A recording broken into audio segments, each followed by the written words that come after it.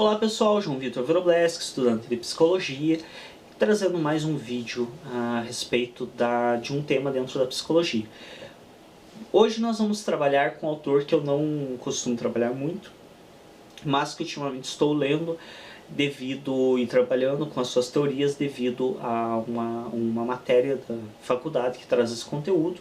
E eu trabalhei com alguns conteúdos interessantes durante as aulas. A professora trouxe dois conceitos do Adler, ele foi um dos primeiros a trabalhar esses conceitos, e eu vou estar trazendo nesse vídeo em mais um. Então se você assistir esse e gostar, também assista o próximo.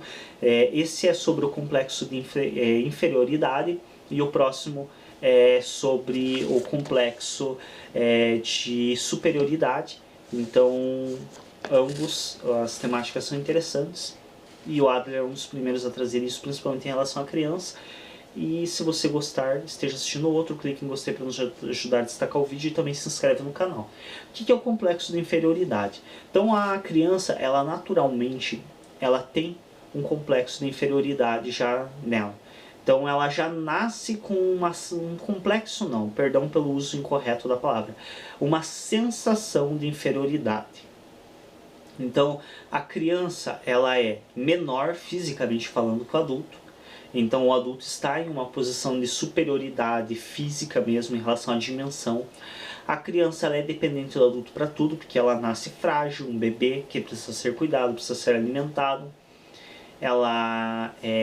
As próprias necessidades fisiológicas básicas dela são atendidas pelo adulto. Ela, por exemplo, não tem voz, geralmente os adultos não permitem que ela tenha voz. Então tudo isso cria nela uma sensação de inferioridade, naturalmente. Então toda criança por si, ela se cria com um sentimento de inferioridade em relação aos adultos. E aí o que acontece? Esse sentimento de inferioridade, quando o adulto é responsável e tende a trabalhar de um modo adequado com essa criança, ela tende a superar essa sensação de inferioridade. Porque a partir de um determinado momento, esse adulto começa a dar cada vez mais voz para essa criança, começa a dar independência para essa criança. Então essa criança, ela já come sozinha, ela já faz as necessidades e a questão da higiene básica dela sozinha. Ela já consegue ter opinião, então ela fala alguma coisa, o adulto já não desconsidera, já pensa, pergunta, conversa. Tudo isso faz com que essa sensação de inferioridade vá se reduzindo. Esse é o normal, tido dentro dos nossos padrões sociais e culturais atuais como normal e saudável. Qual que é o que seria, dentro dos nossos conceitos atuais, anormal e nem um pouco saudável? Que essa sensação de inferioridade se mantivesse durante a fase já de... saindo da fase de bebê, essa criança, ela mantém o mesmo nível de sensação de inferioridade de bebê, e que chegando à adolescência ela se mantenha no mesmo nível de sensação de inferioridade. Por que isso é tido como anormal e não saudável? Porque quando essa criança, ela se mantém nessa sensação de inferioridade, ela cria o complexo de inferioridade. Tendo esse complexo de inferioridade, ela vai sempre se sentir menos do que o outro.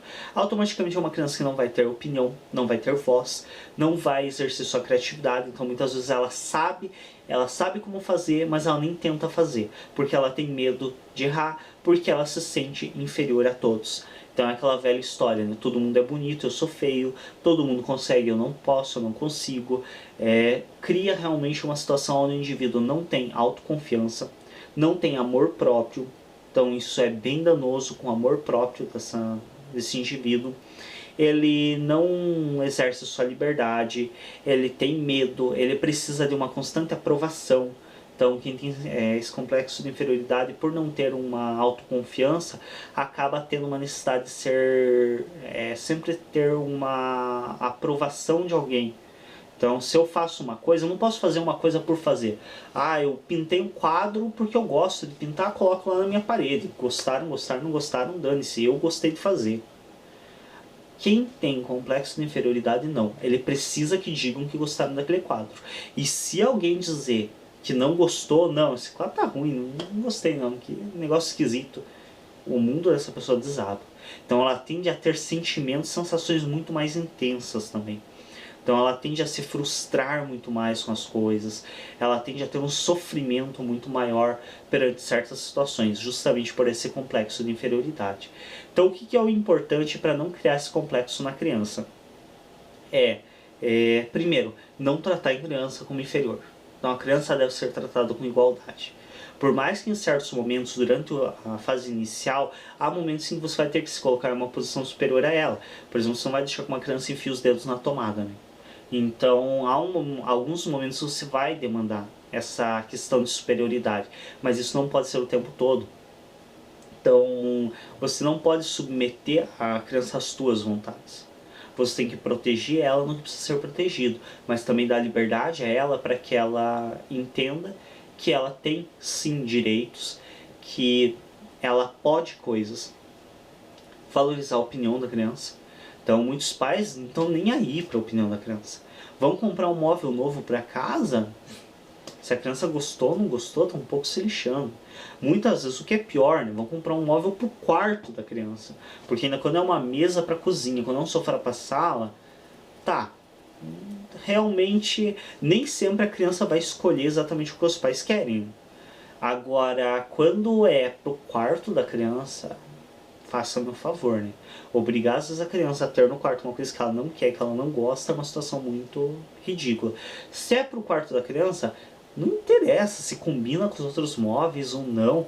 Compre para criança, provavelmente aquele móvel também. Hoje os móveis são praticamente descartáveis, não são como antigamente você comprava um móvel, durava a vida toda. Hoje você compra um guarda-roupa, dali a pouco ele está pequeno, dali a pouco ele está se desmanchando porque pegou um pouco de umidade, os móveis atuais se desmancham. Então, aquilo não vai durar a vida inteira. A criança mais tarde pode se arrepender? Vai se arrepender. Vai ter que arcar com as consequências da escolha dela. Então o arrependimento também é uma fase importante do desenvolvimento dela, porque é arcar com a consequência da escolha que ela fez. Mais tarde ela vai pensar melhor na escolha que ela vai fazer.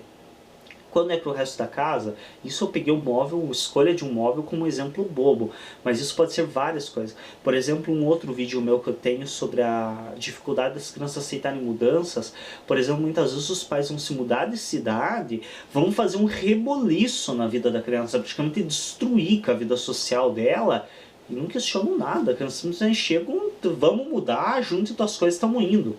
Então é necessário que a criança tenha opinião, tenha voz, fale, expresse. E é necessário que os pais escutem e respeitem isso. Não significa que vão aceitar tudo que a criança quer e que sempre vão aceitar a opinião dela. Mas é necessário que ela sinta que a opinião dela foi ouvida e foi considerada. E o fato de não ser aceita sempre também é um fator importante no desenvolvimento dela.